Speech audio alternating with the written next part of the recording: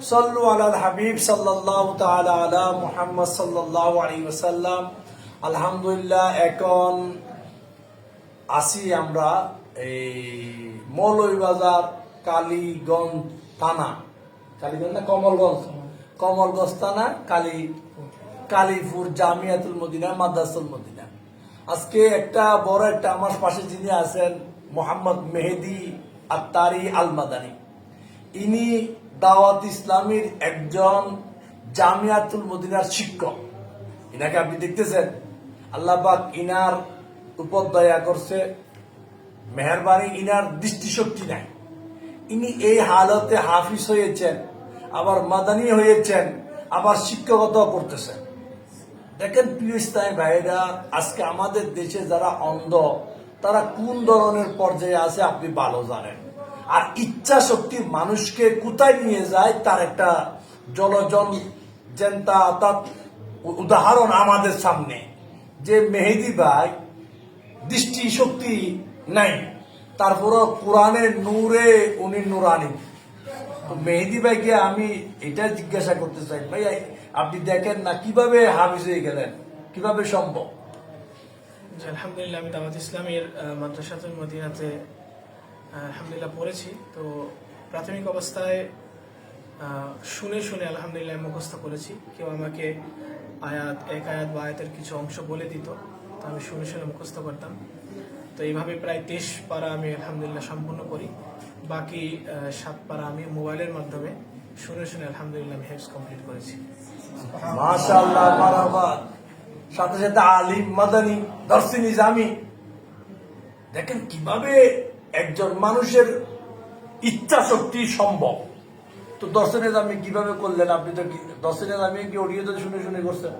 জি, দরসি নিজামি আমি আলহামদুলিল্লাহ আমাদের যারা শিক্ষক বৃন্দ ছিলেন তাদের ক্লান্ত পরিশ্রম এবং তাদের সহযোগিতা, এবং আমার যারা সহপাঠী ছিলেন তাদের অনেক সহযোগিতার মাধ্যমে আলহামদুলিল্লাহ আমি দরসি নিজামি সম্পূর্ণ করেছি।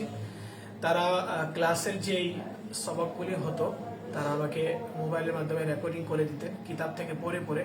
তা আমি শুনে শুনে আলহামদুলিল্লাহ মুখস্থ করতাম। এইভাবে আলহামদুলিল্লাহ আমি আমাদের যারা শিক্ষক ছিল তারাও ওরা আমাকে রেকর্ড করে দিত। তো শুনে শুনে আলহামদুলিল্লাহ আমি দরসি নিজামি সম্পূর্ণ করেছি। মাশাআল্লাহ, দেখেন ইচ্ছা মানুষকে কোথায় নিয়ে যায়। এখানে আজকে আমাদের সামনে অনেক ছাত্র ভাই আছে, যেটা শমশেরনগর জামিয়াতুল মদিনা মাদ্রাসাতুল মদিনার স্টুডেন্ট সামনে আছে। বলার উদ্দেশ্য, আমরা যারা এই ধরনের হয়তো মনে করি সেই দৃষ্টি শক্তি নাই, কিভাবে পড়বে, কিভাবে শিখবে, ইচ্ছা থাকলে উপায় হয়। দেখেন ইচ্ছা করি আমরা আমাদের ছেলেকে আলিম বানাইতে পারি, হাফিজ বানাইতে পারি। নিশ্চয়ই ওনার পরিবারের সাথে পরিজনের সাপোর্ট খুব বেশি ছিল, যার কারণে এটা সম্ভব হয়েছে। তো আপনাকেও বলি নিজের ছেলেকে আলিম বানাই, হাফিজ বানাই, কারণ জিন্দেগি মুক্তাসর। যে কোনো মুহূর্তে আমরা মারা যাব, যে কোনো মুহূর্তে আমাদেরকে কবরে দাফন করা হবে, যে কোনো মুহূর্তে নির্জন এলাকায় আমাকে আপনাকে রেখে আসবে, কবরে কেউ নাই।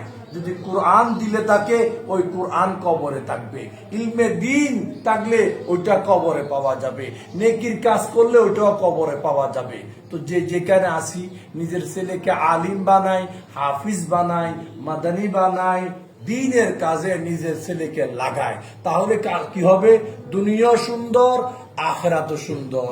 দেখেন আমাদের সামনে যেটা মেহেদি ভাই বলেছে, আল্লাহ মেহেদি ভাই থেকে যারা আজ এই ধরনের তারাও শিক্ষা নেই। অনেকে আছে পঙ্গু হলে, অন্ধ হলে ভিক্ষা জিন্দেগি গ্রহণ করে। না না, একজন মানুষ ইচ্ছা করলে সব সম্ভব। আল্লাহ আমাদের সবাইকে, নিজের পরিবার পরিজন, ছেলে সন্তান, ভাই বেরাত, মুসলমানের প্রতিটি ঘরে ঘরে, অন্তরে অন্তরে কোরআনের ফয়জান প্রচার করার, এটাকে আরো বেশি গতিশীল করার, আরো বেশি মহল্লায় মহল্লায় নবীর বাগান বানানোর সবাইকে আল্লাহ তৌফিক দান করুক। সাল্লু আলাল হাবিব সাল্লাল্লাহু তাআলা আলা মুহাম্মদ সাল্লাল্লাহু আলাইহি ওয়াসাল্লাম।